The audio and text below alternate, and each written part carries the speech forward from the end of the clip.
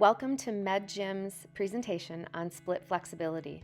We're happy that you joined us today to learn more about how to get your athletes to split in the most proper position possible for both the demonstration of artistry as well as making sure that they are physically safe and at a decreased chance for injury.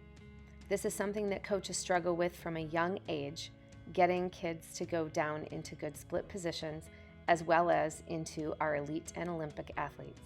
In this presentation, we will talk about how to evaluate split position of your athletes, even if a medical professional is not present, and how to give exercises and in-gym conditioning in order to better split positions from adolescent to elite.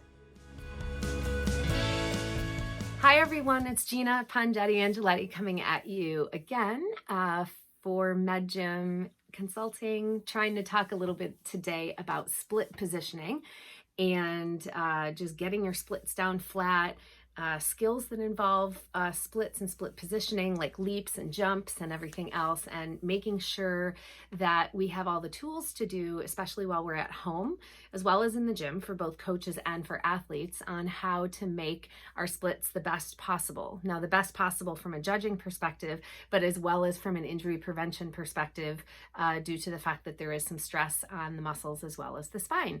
So let's get started.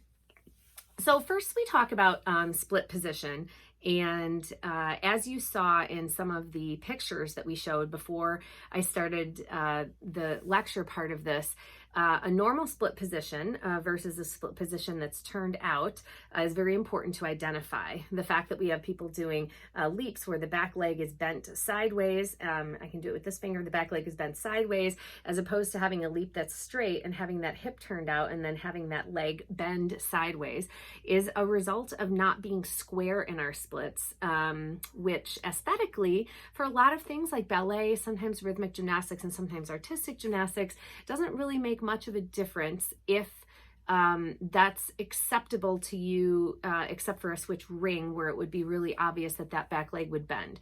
When we get into the actual biomechanics of things like back handspring step outs and leaps that have turns to them, anything like a switch side or a switch leap half or anything, we get into the ability to not have square hips for landings, like flip-flop layouts that are turned out and land crooked.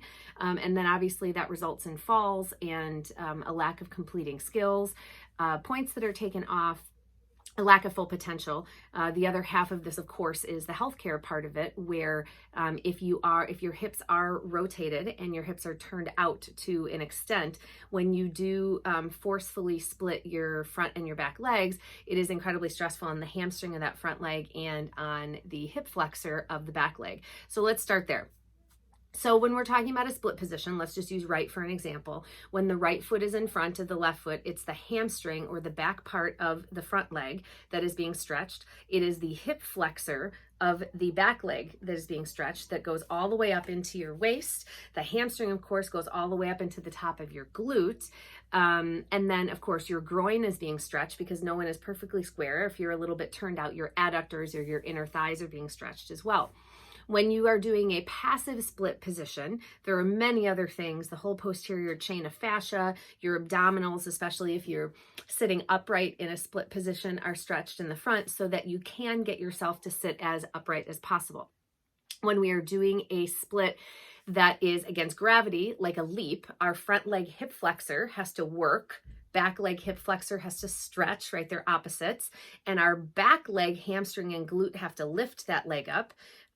Whereas that's the part of the front leg that's being stretched. So right leg split, it's the back of the front leg that's being stretched, the front of the back leg that's being stretched, and then the opposites, the front of the front leg that's using and the back of the back leg that's using. In general, right? When you're doing leaps, spine strength is important so that your leg can be up.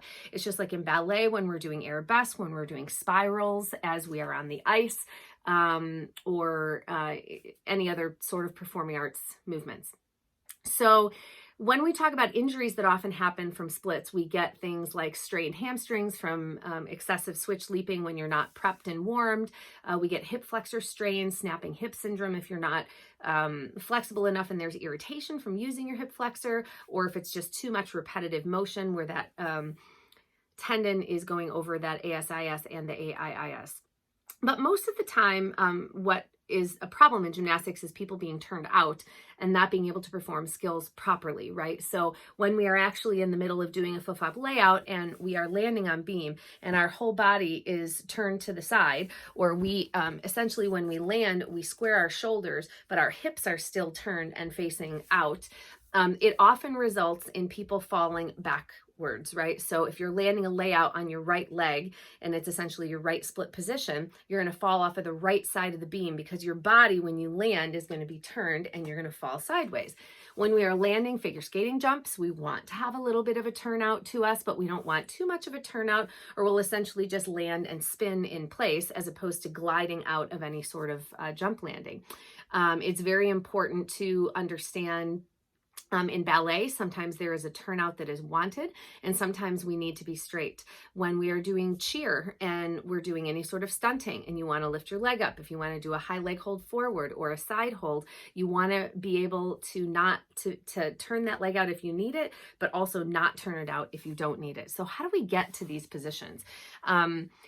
Later on, we're going to show you a bunch of different stretches where you're actually stretching your hamstring square as opposed to turning out. We're going to show you alternative methods on how to do split positions where you're actually pulling yourself into square on parallettes. And we have wedge mats that you can put underneath you. We have standing hamstring, kneeling stretches, all kinds of different things to do in order to increase your splits without necessarily even going into a full split position. If you did an example and didn't actually do a right leg split position for, let's just say 3-4 weeks, and you did repetitive static and dynamic neurodynamic stretching of the hamstrings, the back of both legs, and the hip flexors on the front of the legs, your splits would go down further. You would have a more square position because you are actually working on stretching in the functionality of how you'd like to be performing. If you are always stretching turned out, that's how you're going to be when you're doing back walkovers on beam. Back walkover, back handspring. Kids put their foot down, they turn, they go to do their back handspring sideways instead of going straight forward because that's the angle and the method of which they're going. If you are in a handstand and your splits are open and you are turned out, when you step down, you are going to be turned out as well, and that tends to be a problem. Let's talk about injuries just a little bit.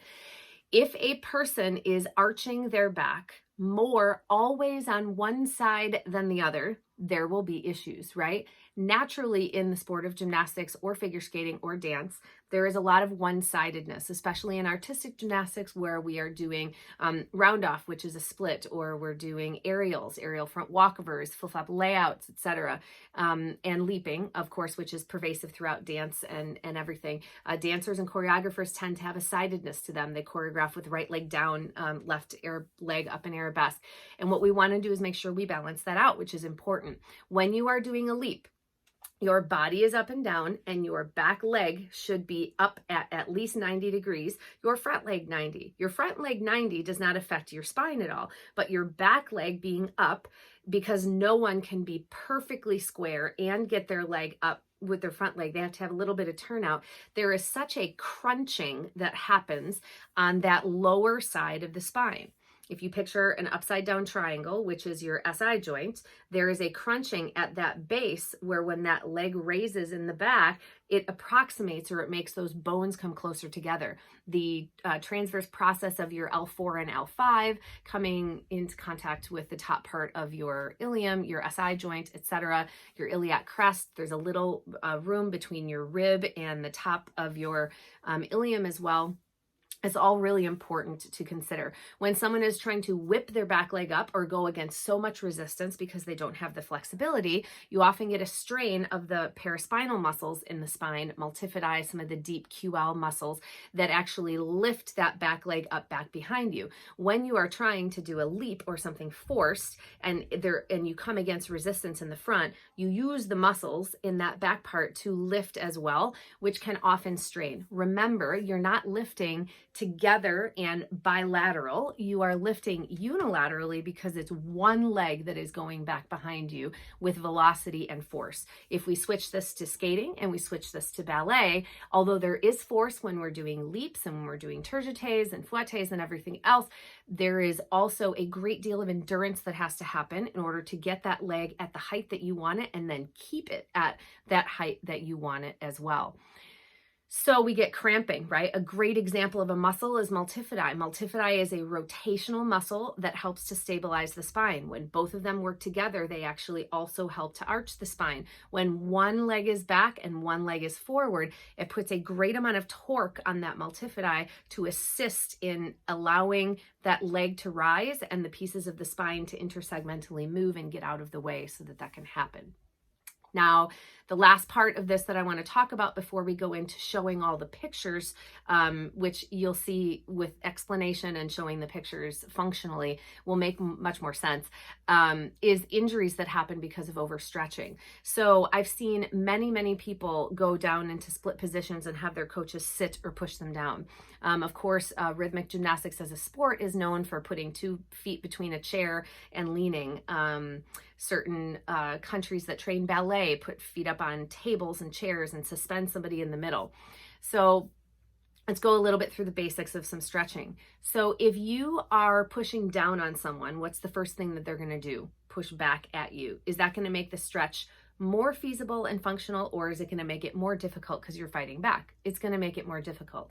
Second thing, when you are suspended in air, you don't think that your mind is going to just let the whole of your body weight relax and sink you down. No, you are actually going to be fighting with the same muscles that you're trying to be stretching. And if you're using muscles that you're trying to stretch at the same time, not neurodynamic stretching, this has nothing to do with contract, relax, but simply just a 60-second hold, you're not doing yourself any of a service. You are going to be guarded and holding because you're scared that it's going to hurt to let you actually sink down. So it's much more beneficial to stretch into a comfortable area, hold it for a long time, work with your breathing techniques and your relaxation techniques to allow the stretch to happen. Now, coaches get frustrated because kids don't focus. And when the kids aren't focusing, they are holding a stretch, but it's really 45 seconds, but it's 15 seconds of probably actually stretching because the rest of the time they're talking and not paying attention to their stretching form, which is incredibly important.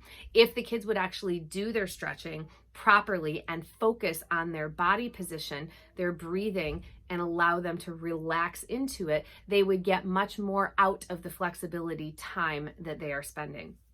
Now, if you have a strained hamstring or if you have a strained hip flexor, stretching is not one of the things that you should do.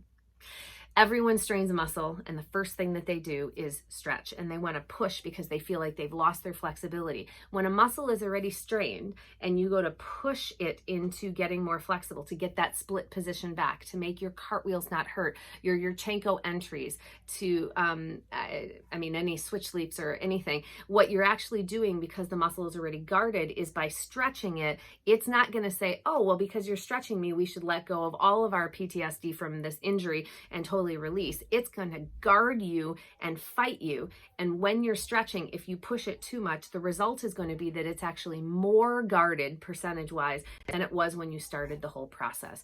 This is counterintuitive, right? So you say to yourself, how do we actually let it go? I mean, do we wait 8 weeks until the strain is better in order to start stretching? Of course not. What you do in that case is you work on pliability of the fascia and the soft tissue. So you take a trigger point roller, a quad baller is what they're called. You take the wheels of that and you stick it right in the hamstring. You can go perpendicular to it or parallel. If you go perpendicular to it, you want to go side by side, not on the butt bone, but just below. And if you go parallel, you go right in the middle of that muscle belly. Other ways to work on that are neurodynamic stretching, like nerve glides, where your knee is straightening, things like starter stretch, and more advanced with a little higher velocity, toy soldiers, etc. But what you're doing is you're actually getting the body used to moving, but you're not thrusting it into a position. You're laying on your back, right? And you're just straightening and bending. And if it hurts there, don't force it to go further. You just bend it and straighten it repetitively over and over again with a very light amount of pressure to make sure your body is happy with the pressure you're providing it and it's not overly stressed out to a point where it needs to react back again. So split position things, obviously, if center is a problem, hamstrings and adductors, we have to be concerned about toe-ons and stallers and endos and everything on bars. We obviously have to be concerned about anything split position for any of the performing arts. For gymnastics specifically, round off entries, cartwheels, Yurchenko entries, and anything with thrust that pushes you into a split position. Okay, so on that note, we're now going to take a look at a whole bunch of pictures. I'm going to verbally talk you through a whole bunch of photos and how the pictures will functionally tell you positioning of hips and how you can look from both the top, how you can measure hip turnout and increase people's flexibility so that we are just in better and more square split positions. Also, make sure you hop on to the MedGym website where we have PDFs of a bunch of presentations that have been done at USAG Congress, US Figure Skating, coaches and strength coaches seminars, and a plethora of other performing arts venues. Thanks, and let's transition over to those pictures. Now we're going to take a look at our athletes and the split position they're in and how it functionally translates into your gyms and dance studios and stages. As you can see in this picture, we're in a left split. Shoulders are moderately perpendicular to her left and her right leg, but you can see how turned out her hips are. And if you can see her knee, if she were to bend it, would also be turned out. Why is this important for injury prevention? Well, we can see in the spine that rotation happens intersegmentally or piece by piece and can push extra stress on the facet joints. If we look at her right leg splits, she's square again in her shoulders and perpendicular to her front leg, but if you look, her hips are still turned out. If we have her actually bend her back leg while she's in splits, you can see how rotated her spine is and the torque on her mid-spine. Same thing on the other leg. When the back leg is bent, if the hip is indeed externally rotated or turned out, it will go to the side. Now, in doing on-site evaluations, you can see that we're trying to actually coax the children through how to put themselves into square splits. This is an example of a girl that doesn't know how to do it on her own. So after we cued her a bit and she arched her back and simply just tried to sit more upright, we had to essentially pull her and touch in her ASIS joints on her hip, the anterior superior iliac spine, to cue her into how to make those square or perpendicular, which does involve coming up on your back leg. Now, when we eventually need to cue her into how to make this square herself, how to feel that that left leg goes forward and the right hip goes backwards. In this example, we have an athlete who is simply using trigger point rollers to get herself up to a level where this is as far as she can go when she's actually in a square position, an enormous stretch on that front leg hamstring. When we're doing clinic evaluations, we like to baseline the athletes as to where their square position is, which is the easiest way to objectively measure where the athletes are, knowing that if they were perpendicular for us in the beginning, that most likely when we repeat testing into being perpendicular, we can make it as accurate as possible.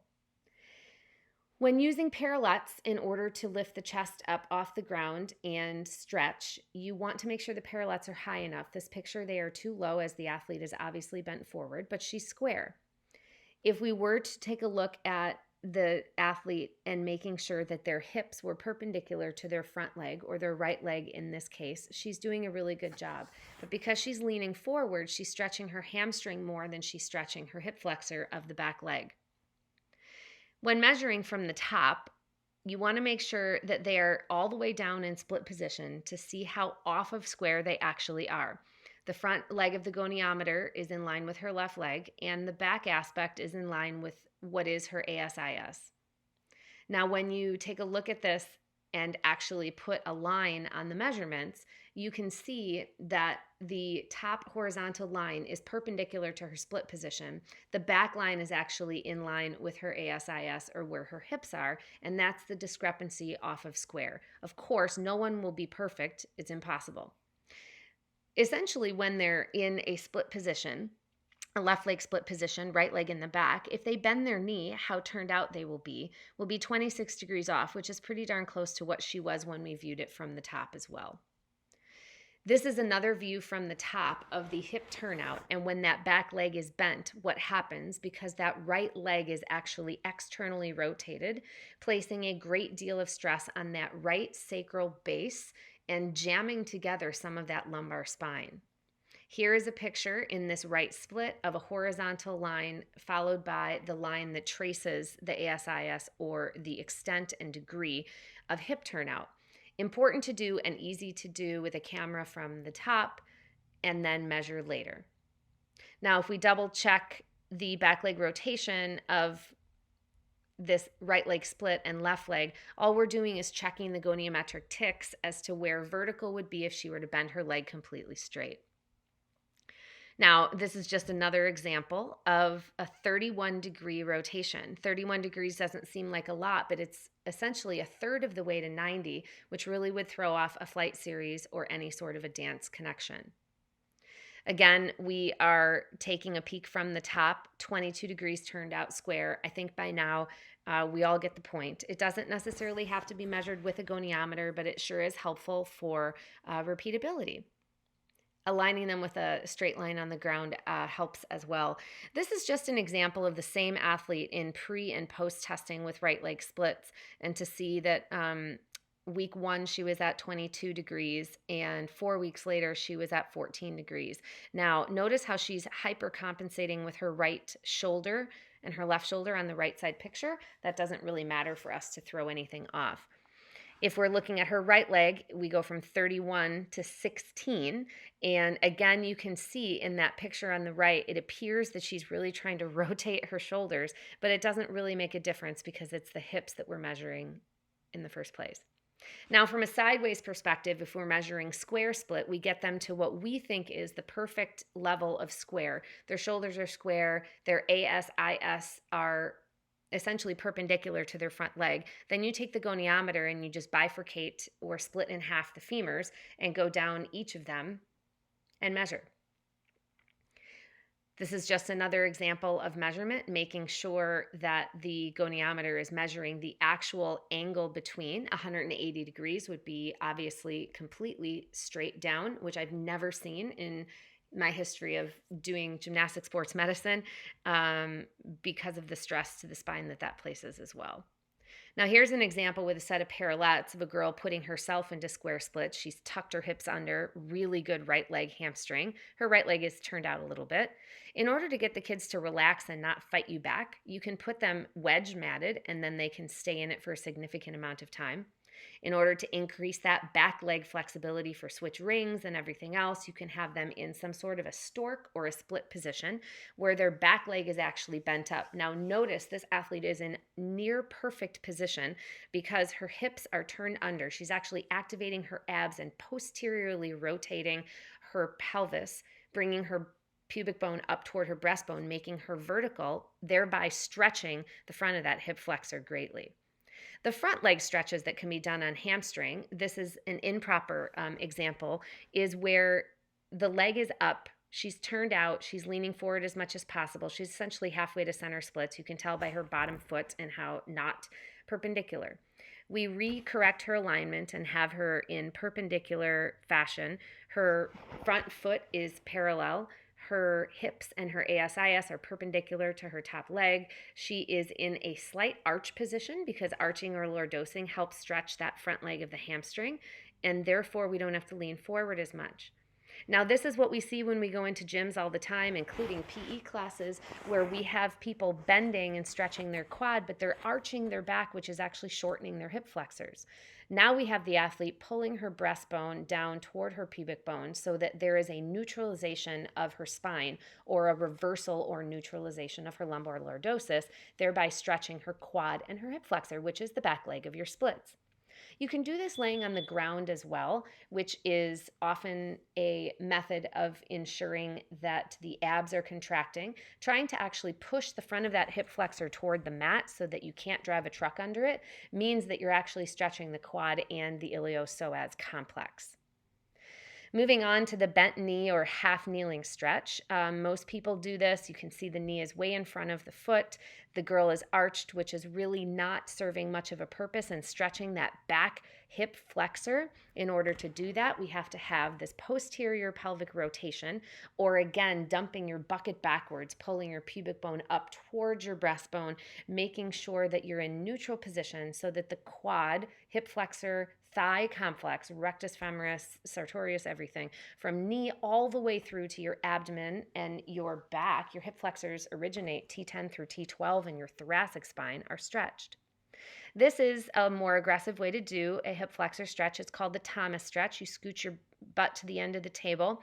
You pull your one knee up towards your chest, which blocks that half of your hip, that pelvis, that ilium on the right side. And then the hip flexor on that left leg is being stretched by the PT pushing down on her thigh to the athlete's tolerance. It also protects her back so that there's no strain. It should be fully approximated with the table. If you see in this example, we are just going to now try to push the knee into a little bit more of a bent position, stretching the two joint hip flexor muscles, the ones that cross both the hip flexor as well as the knee.